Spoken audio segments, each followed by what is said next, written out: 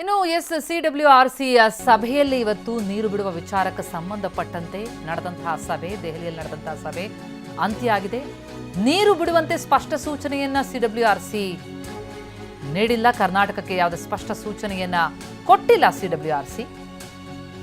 ಮೊದಲೇ ಬರ, ಮಳೆ ಕೊರತೆ ಎಷ್ಟಿದೆ ಅನ್ನೋದ್ರ ಬಗ್ಗೆ ಕರ್ನಾಟಕದ ಅಧಿಕಾರಿಗಳು ವಿವರಿಸಿದ್ದಾರೆ.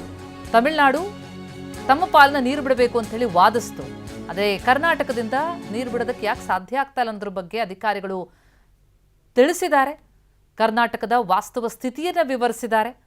ಈ ಸಭೆ ಅಂತ್ಯ ಆಗಿದೆ.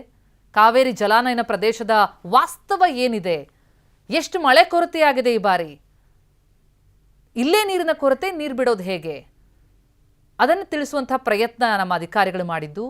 ಆದರೆ ತಮಿಳುನಾಡು ವಾದಿಸ್ತಾ ಇದ್ದದ್ದು ನಮಗೆ ನಮ್ಮ ಪಾಲಿನ ನೀರು ಬಿಡಬೇಕು ಅಂತ ಹೇಳಿ. ಈ ಬಗ್ಗೆ ಯಾವುದೇ ಸ್ಪಷ್ಟ ಸೂಚನೆಯನ್ನು ಕೊಟ್ಟಿಲ್ಲ CWRC. ವಾಸ್ತವ ಸ್ಥಿತಿಯನ್ನು ಅಧಿಕಾರಿಗಳು ವಿವರಿಸಿದ ಮೇಲೆ ತಮಿಳುನಾಡಿನ ವಾದ ಇದ್ದದ್ದು ನಮ್ಮ ಪಾಲಿನ ನೀರು ನಮಗೆ ಬಿಡಬೇಕು ಅಂತ. ಆದರೆ ಮಳೆ ಕೊರತೆ ಇದೆ, ಇಲ್ಲಿ ನೀರಿಲ್ಲ, ಇಲ್ಲೇ ಬರದ ಪರಿಸ್ಥಿತಿ, ಕೇಂದ್ರದಿಂದ ತಂಡ ಕಳಿಸಿ ಅನ್ನುವಂಥ ಕೋರಿಕೆನ ಒಂದು ಕಡೆ CM ಮಾಡ್ತಾ ಇದ್ರು. ದೆಹಲಿಯಲ್ಲಿ ನಡೆದಂತಹ CWRC ಸಭೆ ಇದು. ಟ್ರಿಬ್ಯುನಲ್ನಲ್ಲಿ ಏನು ಪ್ರಮುಖವಾಗಿ ಒಪ್ಪಂದ ಇದೆ, ಎಷ್ಟು ಪ್ರಮಾಣದ ನೀರನ್ನು ಬಿಡಬೇಕು ಅಂತ ಹೇಳಿ. ಆದರೆ ನೀರಿಲ್ಲದೆ ಬಿಡೋದು ಎಲ್ಲಿಂದ? ಆ ವಾಸ್ತವ ಸ್ಥಿತಿಯನ್ನು ನಮ್ಮ ಕರ್ನಾಟಕದ ಅಧಿಕಾರಿಗಳು ಕಾವೇರಿ ಜಲಾನಯನ ಪ್ರದೇಶದ ಪರಿಸ್ಥಿತಿ ಹೇಗಿದೆ ಅಂತ ಅನ್ನೋದನ್ನು ತಿಳಿಸೋ ಪ್ರಯತ್ನ ಮಾಡಿದ್ದಾರೆ. ಹಾಗಾಗಿ ಯಾವುದೇ ಸ್ಪಷ್ಟ ಸೂಚನೆಗಳು ಇನ್ನೂ ಬಂದಿಲ್ಲ.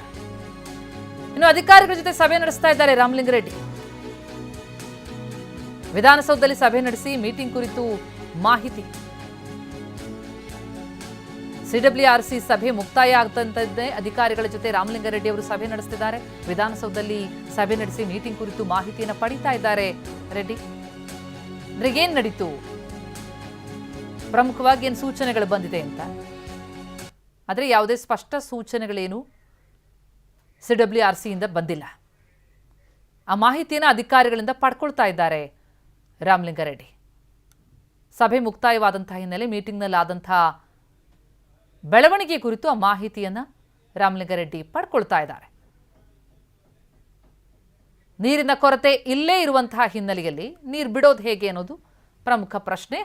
ನಮ್ಮ ಪ್ರತಿನಿಧಿ ಹರೀಶ್ ಈ ಬಗ್ಗೆ ಇನ್ನಷ್ಟು ಡೀಟೇಲ್ಸ್ ಕೊಡ್ತಾ ಹೋಗ್ತಾರೆ, ಲೈವ್ನಲ್ಲಿ ಜಾಯ್ನ್ ಆಗ್ತಾ ಇದ್ದಾರೆ. ಹರೀಶ್, ಇಲ್ಲೇ ಮಳೆಯ ಕೊರತೆ ಕರ್ನಾಟಕದಲ್ಲಿ, ಅಷ್ಟಾಗಿಯೂ ಕೂಡ ತಮಿಳುನಾಡಿನ ವಾದದಂತೆ ನೀರು ಬಿಡಬೇಕು ಅಂತಂದ್ರೆ ಬಹಳ ದೊಡ್ಡ ಸವಾಲಿನ ಕೆಲಸ ಅದು. ಅಧಿಕಾರಿಗಳು ಅದನ್ನ ತಿಳಿಸುವಂತ ಪ್ರಯತ್ನದಲ್ಲಿ ಸಫಲ ಆಗಿದ್ದಾರಾ? ಏನು ಸೂಚನೆಗಳು ಬರ್ತಾ ಇದೆ? ಯಾವುದೇ ಸ್ಪಷ್ಟವಾದಂಥ ನೀರು ಬಿಟ್ಟೇ ಬಿಡಬೇಕು ನೀವು ಅಂತನ್ನುವಂಥ ಸೂಚನೆ ಬಂದಂತಿಲ್ಲ ಅಂತ ಅನ್ಸುತ್ತೆ. ಏನು ನಡೀತು ಸಭೆಯಲ್ಲಿ ಅಂತ? ಹೌದು ಪ್ರತಿಮಾ, ಇವತ್ತು ದೆಹಲಿಯಲ್ಲಿ CWRC ಸಭೆ ನಡೆದಿದೆ. ಪ್ರತಿ 15 ದಿವಸಕ್ಕೊಮ್ಮೆ CWRC ಸಭೆ ನಡೆಯುತ್ತೆ. ಇವತ್ತಿನ ಸಭೆ ಬಹಳಷ್ಟು ಪ್ರಾಮುಖ್ಯತೆಯನ್ನು ಪಡ್ಕೊಂಡಿತ್ತು. ಯಾಕಂತಂದ್ರೆ ಕರ್ನಾಟಕದಲ್ಲಿ ಈ ಸತಿ ಮಾನ್ಸೂನ್ ಸಾಕಷ್ಟು ದುರ್ಬಲ ಆಗಿರುವಂಥದ್ದು. ಬರೀ ಕರ್ನಾಟಕದಲ್ಲಿ ಮಾತ್ರ ಅಲ್ಲ, ಇಡೀ ದೇಶದಲ್ಲಿಯೇ ಮಾನ್ಸೂನ್ ಸಾಕಷ್ಟು ದುರ್ಬಲ ಆಗಿದೆ. ಸಾಕಷ್ಟು ಪ್ರಮಾಣದಲ್ಲಿ ಮಳೆ ಬೀಳಬೇಕಾಗಿತ್ತು, ಆದರೆ ಮಳೆ ಕೊರತೆಯನ್ನು ಕರ್ನಾಟಕ ಕೂಡ ಎದುರಿಸ್ತಾ ಇರುವಂತಹದ್ದು. ಹೀಗಾಗಿ ಜಲಾನಯನ ಪ್ರದೇಶದ ಅಂದ್ರೆ ಕಾವೇರಿ ಜಲಾನಯನ ಪ್ರದೇಶದ ಯಾವುದೇ ಡ್ಯಾಮ್ಗಳು ಕೂಡ ಸರಿಯಾದ ಪ್ರಮಾಣದಲ್ಲಿ ತುಂಬಿಲ್ಲ. ಕೇವಲ 20% ಮಾತ್ರ ಜಲಾಶಯಗಳು ತುಂಬಿರುವಂತದ್ದು. ಇಂತಹ ಪರಿಸ್ಥಿತಿಯಲ್ಲಿ ತಮಿಳುನಾಡು ತಮ್ಮ ಕೋಟದ ನೀರನ್ನ ಬಿಡಲೇಬೇಕು ಅನ್ನುವಂಥ ನಿಟ್ಟಿನಲ್ಲಿ ಒತ್ತಡವನ್ನ ಹೇರ್ತಿದ್ವು. ಅಂದ್ರೆ ಜೂನ್ ತಿಂಗಳಲ್ಲಿ 9 TMC ಅಷ್ಟು ಕರ್ನಾಟಕ ಬಿಡಬೇಕಾಗಿತ್ತು. ಇನ್ನು ಜುಲೈ ತಿಂಗಳಲ್ಲಿ ಒಟ್ಟು ಸೇರಿ 30 TMC ನೀರನ್ನ ಬಿಡಬೇಕಾಗಿತ್ತು.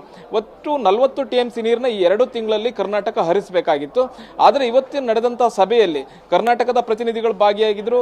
ತಮಿಳುನಾಡು, ಕೇರಳ, ಪುದುಚೇರಿ ಕಾವೇರಿ ಜಲಾನಯನದ ಎಲ್ಲಾ ರಾಜ್ಯಗಳ ಪ್ರತಿನಿಧಿಗಳು ಕೂಡ ಭಾಗಿಯಾಗಿದ್ದಂತ ಸಂದರ್ಭದಲ್ಲಿ ತಮಿಳುನಾಡು ವಾದವನ್ನ ಮಾಡುತ್ತೆ, ತಮ್ಮ ಪಾಲಿನ ನೀರನ್ನ ನಮಗೆ ಬಿಡಿ. ಅಂದ್ರೆ ಜೂನ್ ತಿಂಗಳ ಕೋಟ 9 TMC, ಹಾಗೆ ಜುಲೈ ತಿಂಗಳ ಏನು ಕೋಟ 30 TMC ನೀರು ಬಿಡಬೇಕಾಗುತ್ತೆ. ಇದನ್ನ CWRC ಖಾತ್ರಿ ಪಡಿಸಬೇಕು ಅನ್ನುವಂಥದ್ದು ಹೇಳುತ್ತೆ. ಆದ್ರೆ ಕರ್ನಾಟಕ ಇದಕ್ಕೆ ತೀವ್ರತರನಾದ ವಿರೋಧವನ್ನು ವ್ಯಕ್ತಪಡಿಸುತ್ತೆ.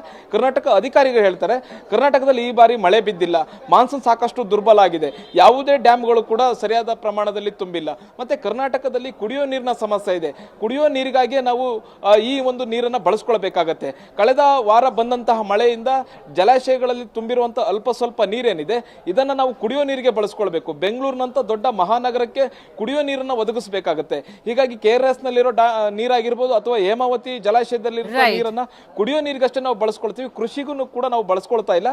ನಮ್ಮ ರೈತರು ಕೂಡ ಕೃಷಿಗೂ ಕೇಳ್ತಾ ಇದ್ದಾರೆ. ಅದನ್ನ ಕೃಷಿಗೂ ನಾವು ಯಾವುದೇ ರೀತಿಯಂತ ನೀರನ್ನ ಬಿಟ್ಟಿಲ್ಲ. ನಿಮಗೆ ಕೃಷಿಗೆ ನೀರು ಬೇಕು ಅಂತ ಇದ್ರೆ ಅದನ್ನ ನಾವು ಬಿಡ್ಲಿಕ್ಕೆ ಸಾಧ್ಯ ಇಲ್ಲ ಅನ್ನುವಂಥದ್ದನ್ನ ಕರ್ನಾಟಕ ವಾದ ಮಾಡಿದೆ. ಆದ್ರೆ ಯಾವುದೇ ರೀತಿಯಂತ ಸ್ಪಷ್ಟ ನಿರ್ದೇಶನವನ್ನು ಕೊಡ್ಲಿಕ್ಕೆ CWRC ನಿರಾಕರಿಸಿರುವಂತದ್ದು ಯಾವುದೇ ಸ್ಪಷ್ಟ ನಿರ್ದೇಶನ ಕೊಟ್ಟಿಲ್ಲ. ಪ್ರತಿಮಾ. Thank you Harish.